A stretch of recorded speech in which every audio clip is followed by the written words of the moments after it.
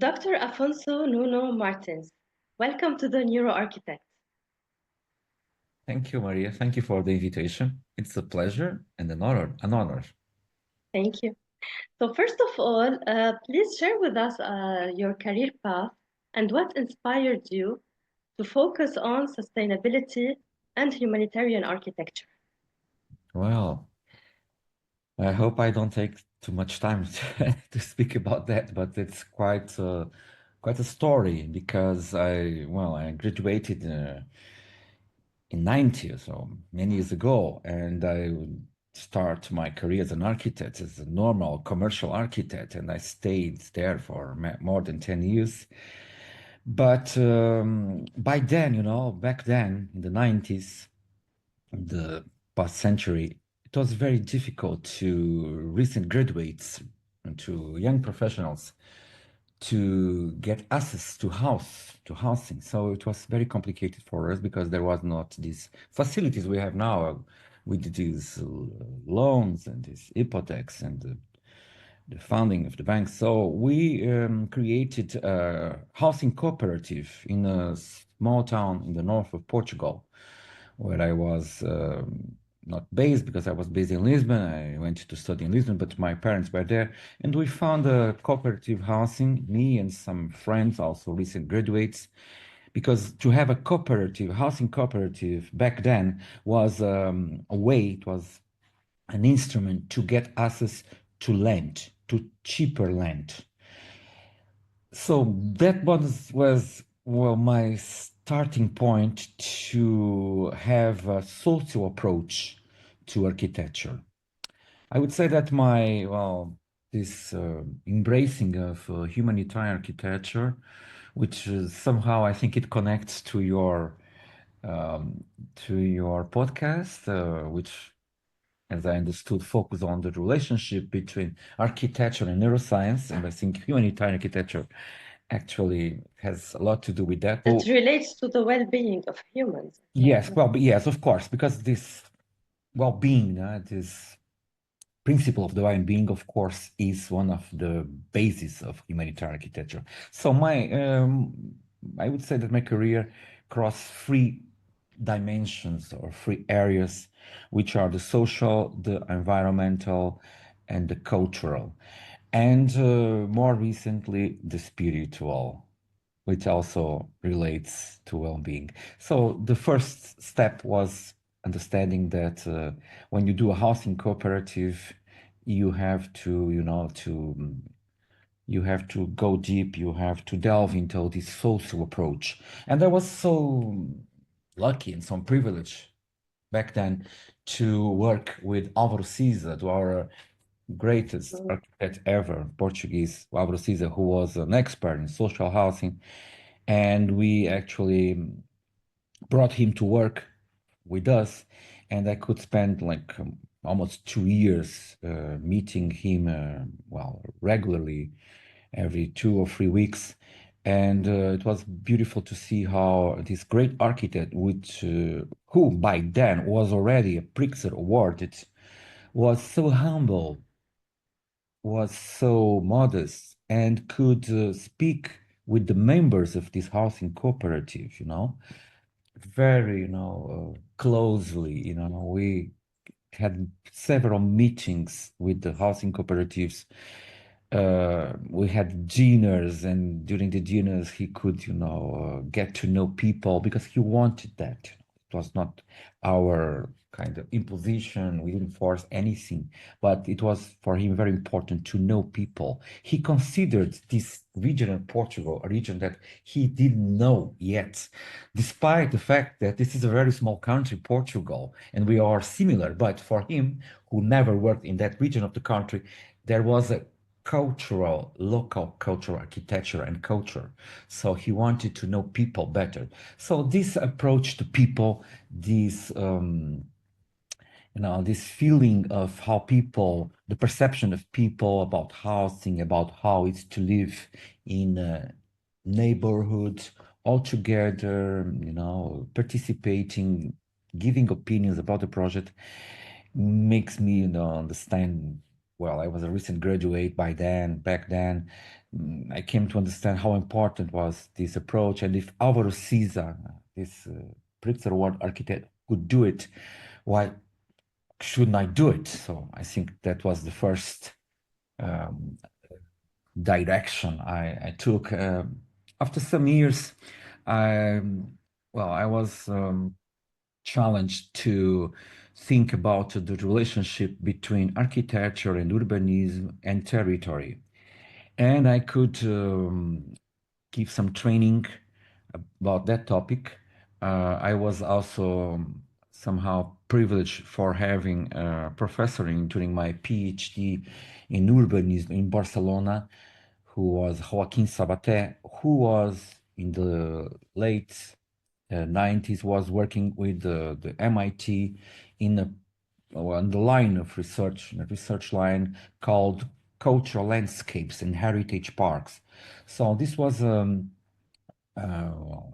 line of research that emphasized the importance of the local resources, about the importance of, for example, a river in the development and in the design, in the project of a whole territory.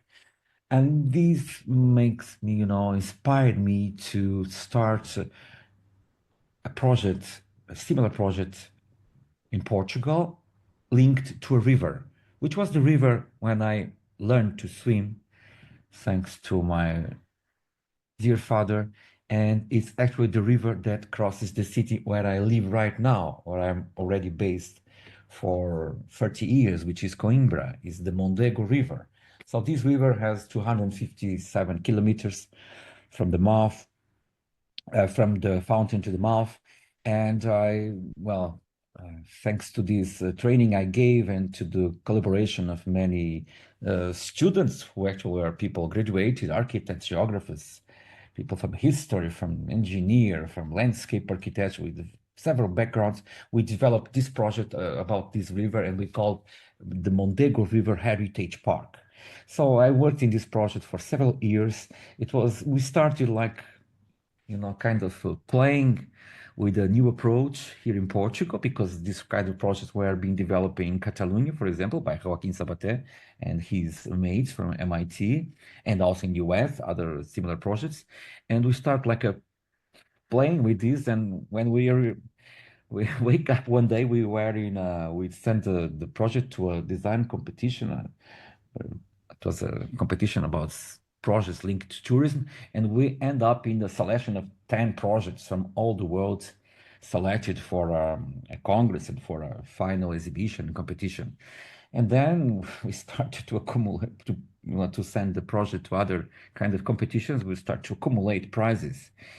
And then came the Expo Saragossa in 98, and we were invited to exhibit the project in Saragossa. The project was there in exhibition, and then I start to have invitations to speak about this project in Portugal and everywhere, and I show this project in several countries.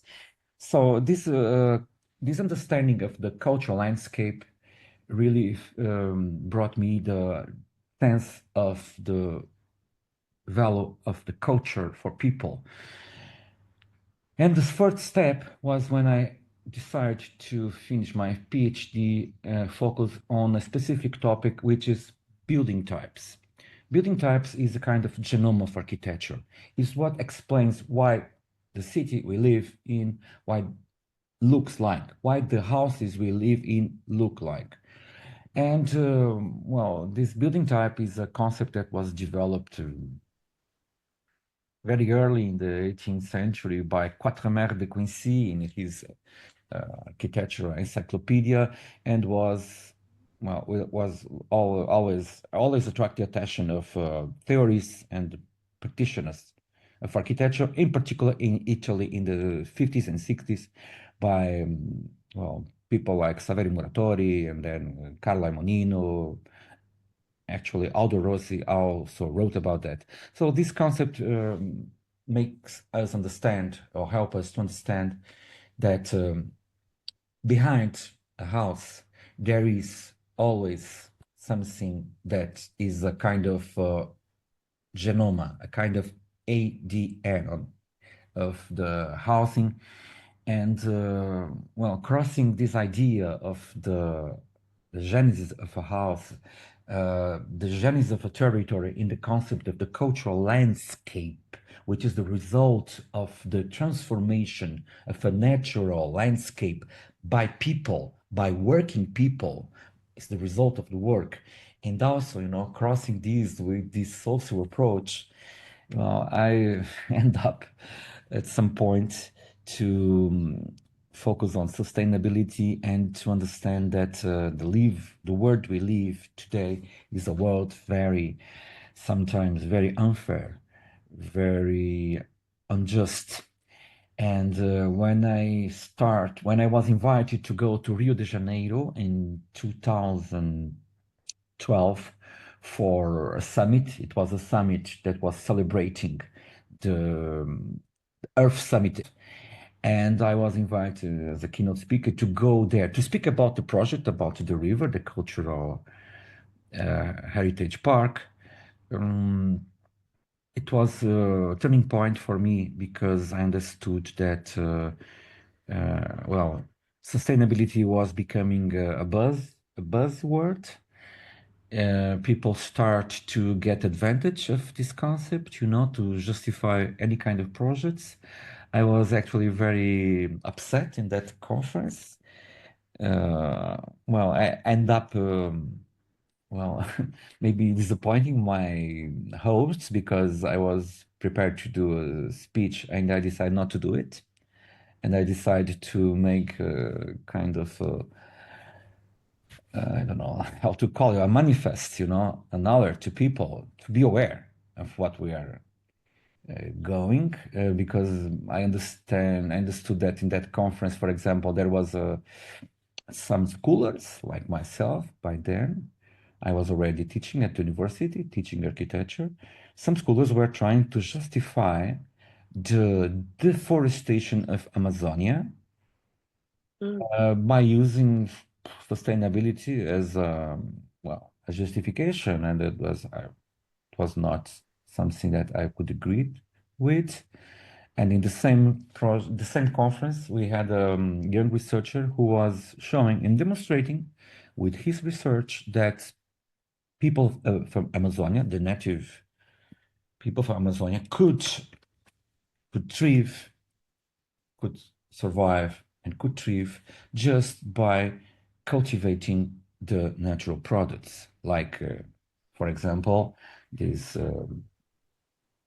acai they have there and other kind of products, the chestnut they have there. So that was a turning point for me because I decided not to work anymore on sustainability and to do something more, impactful. I was there by that occasion. I had the opportunity to visit the favelas of Rio de Janeiro, and I was impressed with the work that people in the favelas were doing, and some architects in Rio de Janeiro were doing with the slums and trying to improve the living conditions of people.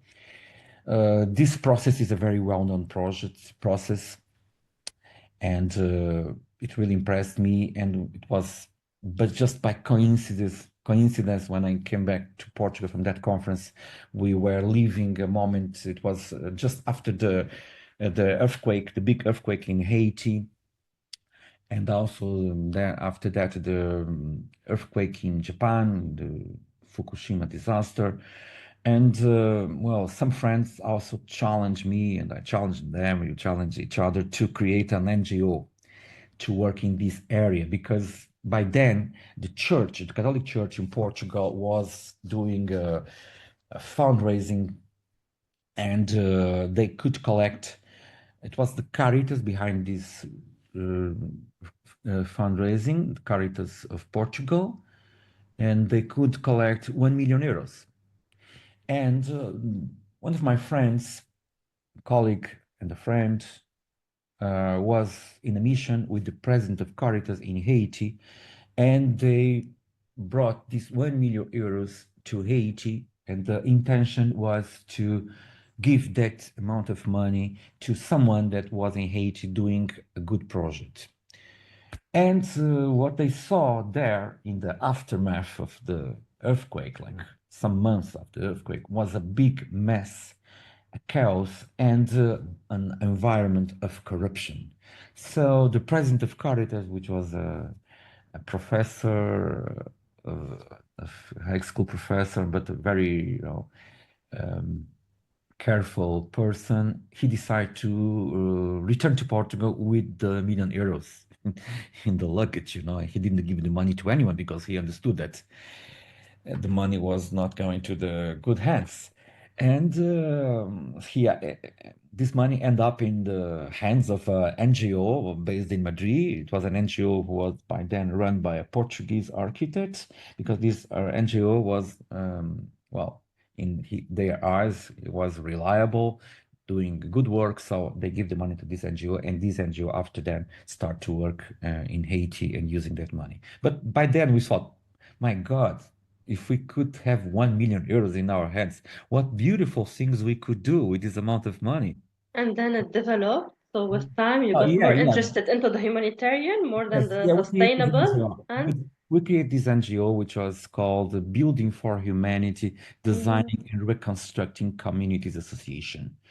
This NGO had this long name because it was not only about doing projects, although many of the members were architects, but we had also engineers, geographers, psychologists. We have people from different backgrounds. The idea was also to help or support process of recovering after. So which year was that? When was it like founded? That was in 2013. So this is when you think that Yeah, it was this collective work between like interdisciplinary work, let's say, exactly. was starting to be emphasized. Yeah, the big shift Mhm, was then, yes, because I mhm. never let this area of research again and area of work. Gradually, I end up with my practice, normal practice at least. I still keep the practice, but via the NGO, through the NGO, the Building for Humanity. And when I had the opportunity to give classes, I started to try to bring this topic to the university. It was not easy, but well, actually, well, slowly, I would say, but firmly, I could, introduce this topic in academia. And finally, last year, I could kind of realize, make a dream come true, which was creating post-graduation course, a postmaster course focusing on humanitarian architecture, in which I had the pleasure to know you, Maria. So it was actually a privilege to have so fantastic students, most of them master holds or PhD holders, like you in a cohort. It was great. 28 people from across the world, 28 professionals from across the world. And this was really amazing, having the collaboration of my colleagues of University of Beira Interior, who I have to thank for allowing me to move forward with this educational project, this innovative educational project, and totally absolutely interdisciplinary. We had you can testify that we had so many professors from across the world with different backgrounds as well.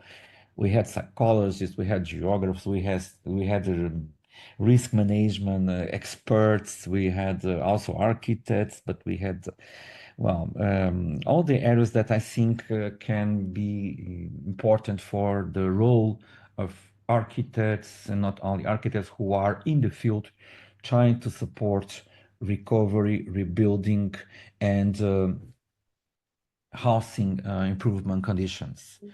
This So is indeed one of the biggest challenges to introduce something new, like a new concept or a new discipline to academia, to universities. Like there is some resistance, not some, a lot of resistance at the beginning, even though the results or the research is valid and credible. And there is another point, which is like the acceptance of the interdisciplinary to have a result within one field or a department like at the university. So this yeah. is very interesting. And thank you for insisting on introducing this to academia because a lot of people at some point give up, but you continued. Yeah, I won't say it's easy because it's not. And you have to be resilient. It's a word that also Exactly. became very common, but we have to be resilient. We have to not give up, as you said. But when we open this postmaster, period of enrollment, and you see there are 52 applications that you could accept because they were all valid, they were all from interesting people. Then you have to select 26, then when you end up with 28, then you realize that maybe you are doing something meaningful, you are doing something that really matters to people. And I didn't say, but in this, in this way, in this pathway, I also had a very interesting experience that may be interest to you, Maria, and maybe to your listeners, to the ones who will listen to your podcast, which is a contact that I had with network, or it can also call a forum of research and of exchange of experience, which is the Architectural Culture and Spirituality Network. It is based in I would say, in the Catholic University of America in Washington, D.C., and but also span across America and other countries. And you can find people that is linked to this network from all parts of the world. But it's the mentor of this network is a dear colleague called Julio Bermudez, who is originally from Argentina, but he's based in the United States. For many years, he developed his career there. He recently had his jubilation, but he's still active. To more like into the topic per se, because there are ways to define some concepts, whereas when we go deeper into the topic as researchers or as practitioners, we have other ways to see things to solve these problems. So let's start by defining the word disaster. Yeah. So how do we define, especially as people who want to work on humanitarian architecture? Okay. So it's a question that I have to answer many times. Actually, I was there in a meeting of my research group based on the Faculty of Architecture of the University of Lisbon, and we had that discussion. Oh, it's a recurrent discussion, what a disaster is. It was actually immediate after we saw on the news this strong and awful earthquake in Myanmar and Thailand. It was yesterday. Yes. We are starting our meeting, and when happened the earthquake, and we are discussing about this disaster. So, as for example, yes, what happened yesterday? When you see the images on the news, what we see most of the time is a big building collapsing. It's a 30-story Yeah. building collapsing. I will give this as an example to explain what a disaster is, well, at least in my view and the view of the disaster science experts, which I try to follow and to learn from. In that building, it was a building that was still being built. It was under construction. So there was there like 400 workers. They said yesterday that died, I don't know, 100 or 150, but possibly they died. All these people died. I don't know. Maybe the numbers will appear today in the next few days. Well, I can imagine these people were in a place working, and they were supposed to be safe, right? Yeah. And why that happened and why these people died? Well, they were in a situation, they were living, experiencing a situation they were not aware of, which was they were vulnerable because that building was under construction, but it was not prepared for this seismic, for this shake, and the building just collapsed. That was not supposed to happen. Because if you have a building with that size, with that so high, you cannot just put people up there without being absolutely sure that they will be safe. You have, if you do something with the concrete, you have to wait 28 days so that the concrete dry and became stable, and then you can step in, right? But that didn't happen yesterday, possibly. So these people were vulnerable, and the concept of vulnerability is the key to understand what a disaster is. I mentioned here today Haiti and Japan, Fukushima. I already visit Fukushima, but not Haiti. But my friends visit Haiti, and I have information in the first-hand information. And the similar the earthquake in Haiti and in Fukushima was very similar in terms of intensity. Okay, 8,5 or something like that in the Richter scale. But we know that in Haiti died more than 100,000 people, possibly 200,000. Nobody knows exactly. But it was maybe the biggest disaster ever. However, in the same kind of disaster or event, call it event, extreme event, in Fukushima killed like maybe 100 times less people, maybe less than 2,000 people.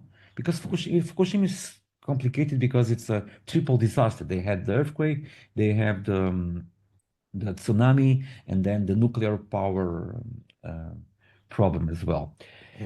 But less than 2,000 people died in Fukushima, okay? But 200 maybe thousand died in Haiti. Why is that? If it was the same kind intensity of event? Well, the answer is very simple and everyone understands because Haiti back then was already one of the poorest and underdeveloped countries in the world. And Japan was one of the most developed instead. So in Japan, people, of course, were prepared for that kind of event. People had infrastructures, well, very well constructed buildings, education, which also helps people to be safe and to get support. So people in Haiti were vulnerable, and while in Japan they were not. So this is the disaster, is the combination between the intensity of extreme event, like earthquake or like a hurricane or a landslide or a flood, a tsunami, with the vulnerability of people who are affected. Okay. But let's stress on the fact that we called it disaster. We didn't categorize it into natural, human-made. Okay, that's So, okay. Good point, Maria. yeah. So that brings us to discussion about this natural, this Mm-hmm. natural, the natural nature. Sorry for the redundancy, but of a disaster. So there is a discussion also in academia, in research networks, in which I also am involved, if there is such a thing as a natural disaster. We hear that expression everywhere all the time. There is some journals called natural disasters. We hear the politicians speaking about natural disasters. But what is there anything natural about 200 people dying in these very poor houses in Haiti? Is there anything natural in such, I don't know, 1 million people in Eastern Africa becoming homeless because of hurricane or tsunami? Is there anything natural about that? And why this only happens to poor people? Is there anything any natural about that? Of course not. Of course not. But of course, the politicians, who do not want to take responsibility, like that expression, because it's more easy to say that and not to take responsibilities and try to reduce the vulnerability of those who everyone knows will be affected if this extreme event hits. So that's why in academia now there is a kind of consensus. It's a gentleman or gentlewoman agreement about not using that expression to avoid, supporting this process of not holding or taking responsibility. So we try to use the expression disaster without the natural, and then we use extreme event. And there is a very important concept here, which also needs to be brought to the table, is the concept of risk. So disaster risk is something which is the result of the combination of the extreme event, the probability of some of an extreme event happens, and the vulnerability of people and places and buildings that will be affected. Actually, humans have survived or are until now living because they were able to, find a solution to not let's say not resist these events, but to adapt maybe in a way Yeah. to live with it. Yeah, it's also an interesting So point, that you are touching.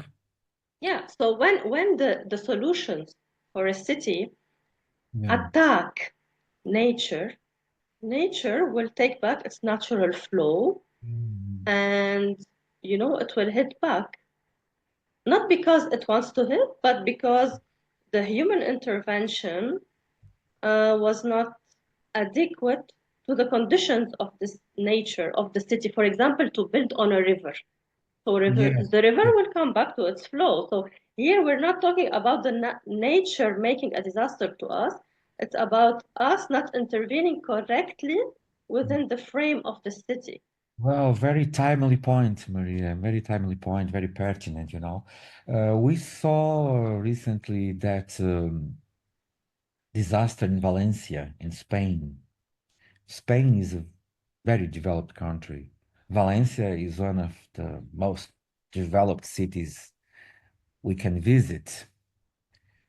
Uh, Nevertheless, they had this horrible disaster. People, hundreds of people, or more than 100, I don't know the number exactly, maybe 200 died, in very, well, it's never pretty when a disaster happens, but people died in the garages of their houses, inside cars, trying to escape, or they were caught in the middle of the streets.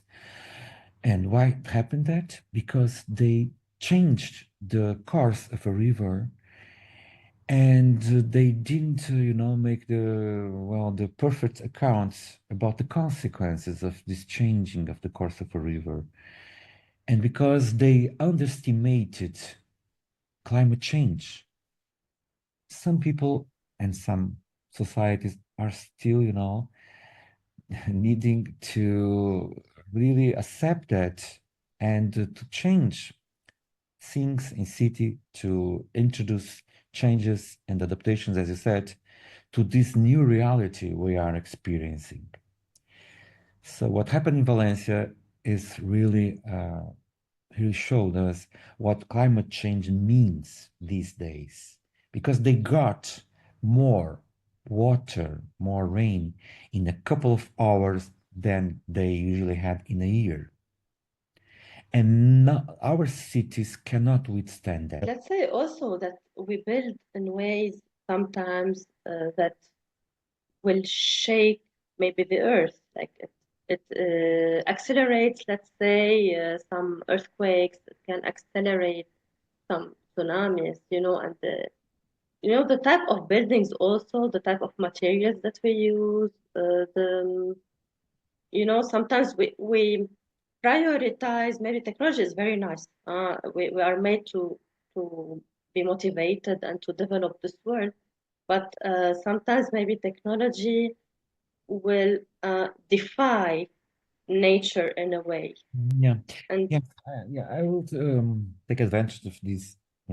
and the purpose for building. So we have always built for our safety. We have Yeah, always lived in ways for yeah, our safety. yeah. And But we are, now the purpose of building is like between safety, which becomes a little bit dull as architecture. So there's no link between the safety maybe and building for happiness, or building to show technology, or building to show that we are a great city with a great, the great state, let's say, as they used to do in big empires. So are we building today for safety or for happiness? And why aren't we combining the different purposes of buildings? Like, what is your opinion of what you're saying? My opinion is, I will return again to Valencia, to the example of Valencia, and say that my opinion is that, well, I would say that if we can build for happiness. It's a good, interesting idea to build for happiness, for well-being, considering the powerful relationship between space and people's well-being. The psychologists, know a lot about this. In this network I mentioned a few minutes ago, in architecture, culture, and spirituality, I tried to, become part of that group with the research work that I was developing with the psychologists, because the psychologists today, I would say, the most, open mind ones understand that space is crucial for the well-being of people. So they are in a way, in a pathway that goes, as at least some of them are all the time saying that to me. I am working with more than one now, thankfully, 4 or 5, that it's I would say the match between architecture and psychology is something that we cannot deny, and is the way that psychology is taking to advance. But maybe we should take that from architecture as well and try to also let psychology permeate our work. When we do, or we allow, when we are part of operations such as that one in Valencia, changing the course of a river, or building, as you said, in a course of a river or in a valley, a place that we know is a place that will be flooded, where the water goes. What we are doing is not only considering the happiness of people, but not considering the safety of people. So what we are doing basically is the opposite we should be doing. We should be doing design and projects and plans that should reduce the disaster risk, the risk of disasters. But when we are part of that, we are actually contributing to create disaster risk. And So, that is very serious, because it's okay, because that will help, will, will give a contribution not to save lives, but to lose lives. That's why there is an interesting, work which is being done by our colleague and great mentor, David Sanderson, an architect, British architect and professor, who is now based in Sydney. Is a work that they call, I think it's a research work or a network. They call it How We Survive. And they are doing some interviews and collecting projects, trying to understand how people could survive. Because I didn't say that, but when I visit the favelas in Brazil, and when I go to Africa to work, or India, what I do most of the time is learning from people, learning from local knowledge and practices. Because people, when they had these kind of problems, most of the time, they don't have nobody helping them.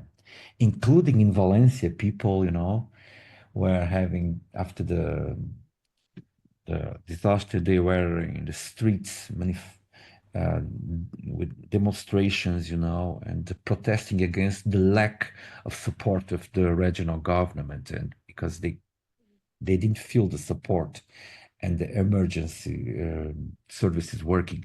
So most of the time, people are let, alone, trying to fight and survive. But they they can make it, you know.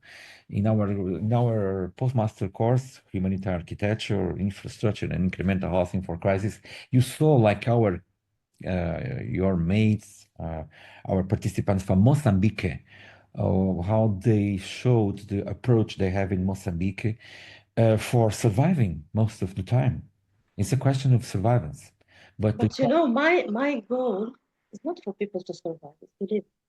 yes, I understand That's that. why, Because you that's are why trying, yeah, you are trying to reach another level, but to have a well-being, you need to be alive, right? we So, need to be alive, but not only. You know why? Because when I see in post-disaster frames, the way sometimes um, shelters are built at some Mhm. point, they are not made for people to heal from the trauma they lived. So they're just living, they're just waking up, sleeping there. It's a nice box, for, to have a shelter, to have a roof. But what about having these people alive again to revive healthily the society, especially that these people will have children and these children will see trauma, they will inherit it, a narrative that is not, what they see and what they keep in memory is not adapting to the concept of living. Like, okay, it's as if you are putting these people in jail for something they didn't do. They are not having back the spirit of their city. They're just having, okay, live in these boxes, one next to each other, all Right. of you, in a chaotic way. So we want them really to live again. And there must be some studies.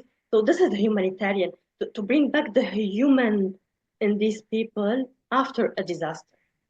So what Yes. do you say about the example? Yeah. Well, if maybe I can anticipate a question that maybe you were having in your mind to put me, which is, which are the good examples we can take? Which are the good practices that we can look at? Because we know there is well, a lot of interventions, processes, and projects that failed. The list is huge. Most of the projects we know and we heard about are projects of failures, big failures, most of them. And why is that? Why we why there are so much failures? That was something that also intrigued with me when I started to read in this area and to travel and know places and to visit because Sorry, but these are like the worst cases are when the failed projects are permanent. yeah, This is even like the type of building is permanent. So yes. Yes, because when it's not permanent, when it's just temporary, in principle, you can fix it, you can improve it, right?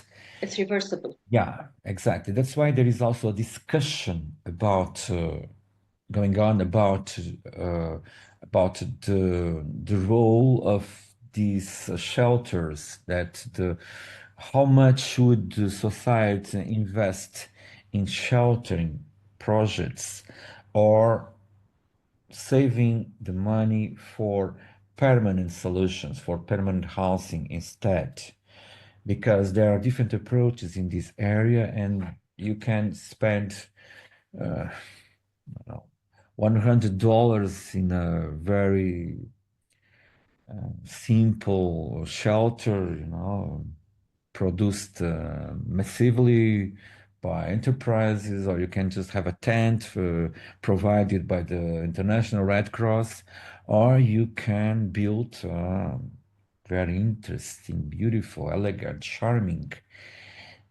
temporary shelter designed by very famous architects and spend $5,000 or even $10,000.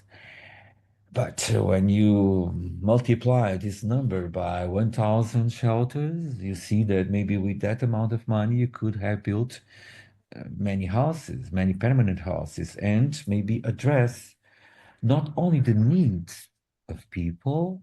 When I say needs, I will use this difference that Professor Nabil Hamdi from Oxford Brookes, and who also normally also lectures in the UCL, in the University College of London.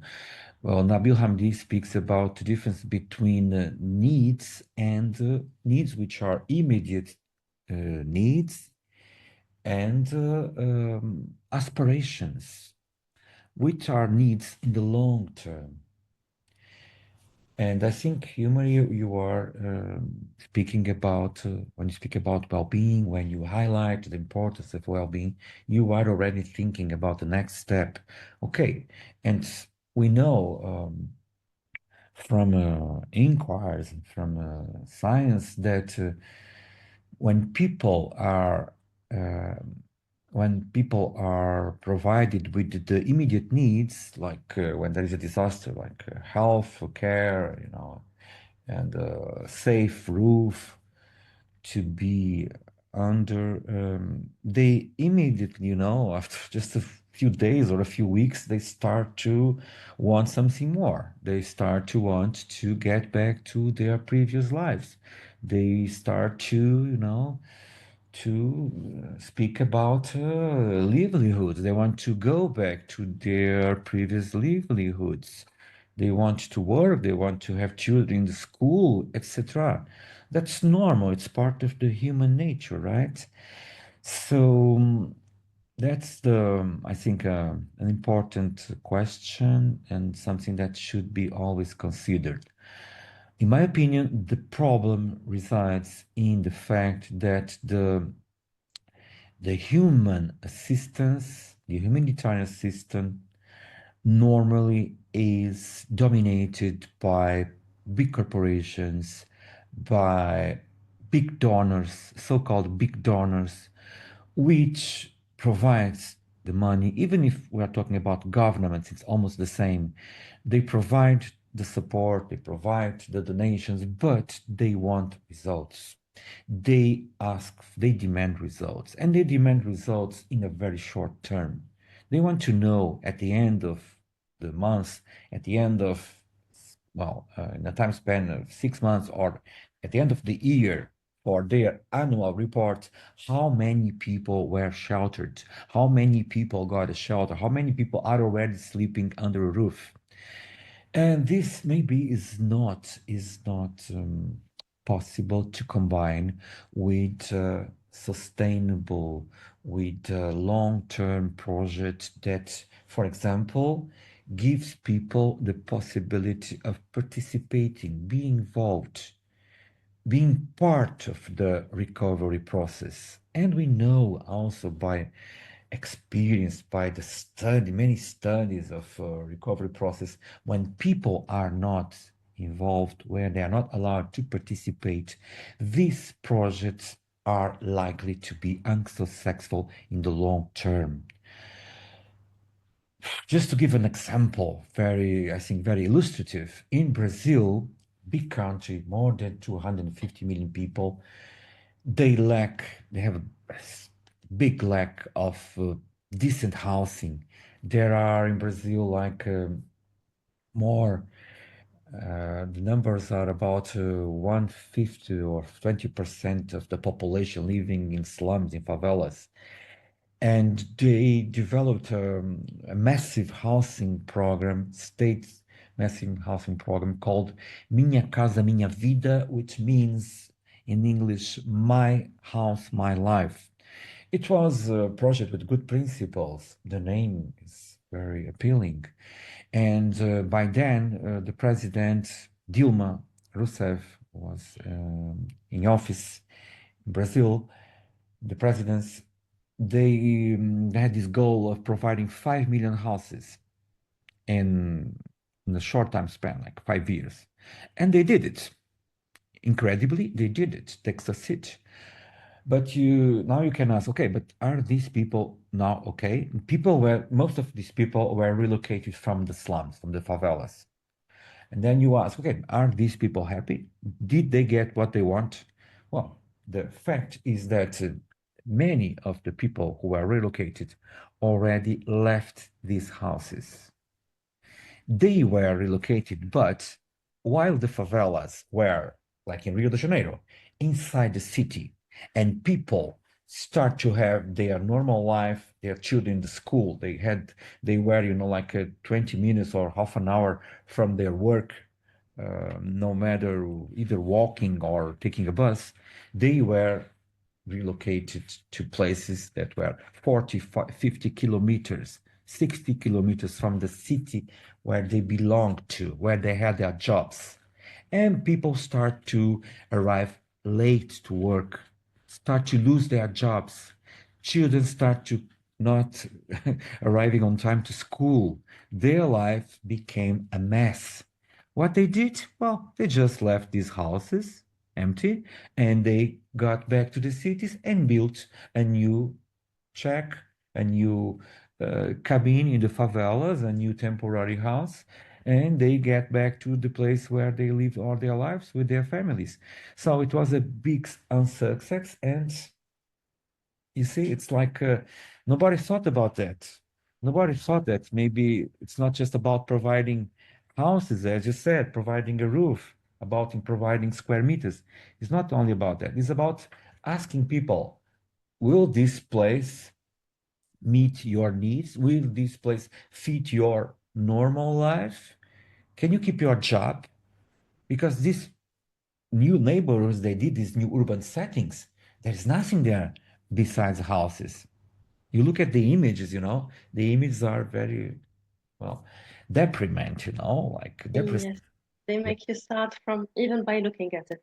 Yeah, just by So looking at yeah, you, oh my God, I would not live there. The house is all the same, and there is nothing there. There is no jobs. There is no diversification of activities. There is no jobs, of course. There is no way to have a commerce there or to have a, I don't know. It's complicated. There is many of these people, for example, have informal jobs and they live or they work in the streets and they sell all kinds of things or sort of things. So they need to be inside the city center. It's their way of life. And well, but people always find a way to survive, which is incredible. That's why the testimony let's say to adapt. they Let's adapt. say to adapt. Yeah, they I adapt. don't like seeing people surviving. That's it Yeah, only, in my opinion. yeah, yeah. I, Yeah, yeah, yeah, you can say that they adapt. In this case, they yeah. adapt, returning to their original place where they lived, where they have their family there, where the migrant population, came together and create a kind of community. Well, the most beautiful projects I ever seen, actually, if I have to give an example, are in the favelas of Brazil, because they could create communities that help each other and support each other. They gave, a very strong affirmation during the COVID times when they could adapt, as you say, Yeah. to the To COVID. live, Yeah, to, exactly. to, let's say to strive or to be determined to live. This is the word. I Yes. believe that, the words we give them motivates them, and this is something I've always, like what you talked about, is something I've always believed in, like since I started studying architecture. And then neuroarchitecture confirmed to me that we don't need actually to spend a lot. There's this misconception between being comfortable and spending a lot on building something. Sometimes it doesn't cost too much. Sometimes it's only about changing the color, for the community, to change the color of the space, to change the shape, how to implement, let's say, or how to make, the shapes, or how to put these shelters together, about providing the functions that they like as a community. You come from another community, you don't know what they want, just listen to them, understand how they think the space, how they are happy, just observe them, listen to them. It Yeah. doesn't cost to do this. You can just have a team that knows about this. You just change the color, so it's the same price, I Yeah. believe. You just change the way you put the thing, the configuration, and you just put what they want. Yes. It's Totally not agree. something more. It's not sophisticated. It's not complicated. It's not faster or slower. It's just the same. with a more focused and more like we have a lot of researchers around the world, and we are being connected, like now through platforms and online discussions, and we have proofs, we have from research, we have findings that prove how we can do things. And Yeah, it's totally as agree. simple as that, as much as it sounded complicated maybe in the past, it's actually as simple as that. Yeah, totally agree. Mm. Yeah, also the same academic and master Nabil Hamdi speaks about the importance of the small changes. Small changes can have a huge impact.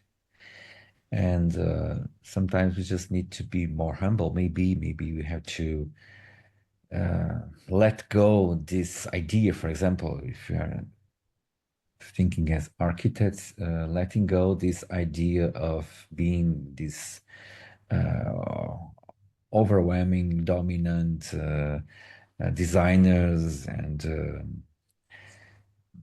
just accepting intermediate or cultural role and doing something that we, I think, as architects, besides drawing, we can do very well, thanks to our cultural um, training, our very broad education, which is connecting people, ideas, and resources. Yeah, our goal is to provide for people the happiness through the space. You Yes, agree? And safety, very important. yes, of course, of course. And the safety of the city, of the natural, the natural conditions of the city, Yes, not to yeah, destroy a place yeah, in the favor of our, let's say, yeah. um, uh, very high ambitions. Yeah. Sometimes. Any final thoughts? A final thought. Well, Yeah. a final thought is that if there are some young architects listening us, that I would like to encourage them to follow their dreams. And if their dreams are to support humanity, to do something good for our world, which is now in a very complicated situation due to so many crises, climate crisis, political crisis, uh, war, conflicts, if they want to do that, that they do not give up, as you said, and they follow their dreams because they will find maybe in humanitarian approach to architecture, in this relationship between neuroscience, psychology, well-being, and architecture, they will find a field work when they won't become rich, they won't have a airplane like Sir Norman Foster, but maybe they will be happy professionals, they will be realized, and they will fulfill their most, I think, profound um, Desires, maybe, or aspirations, dreams. desires and aspirations as professionals, and the world needs them. That's what I wanted to say. No, the the demand for this kind of education training of having, for example, architects working everywhere in the world with the communities is is increasing. I have the also the privilege to organize some design competitions that, for example, acknowledge the work of architects working immersed in local communities, supporting them. So there is room for those who want to engage in this area, and that's my final word is having this encouragement and doing good, uh, doing well the goods. It's something that I also learned in post-graduation in social entrepreneurship, which is we can do well, but we can do well in a good way. It's important to do it professionally and with expertise. Thank you so much for this very interesting conversation. My pleasure, Maria. And thanks for watching us.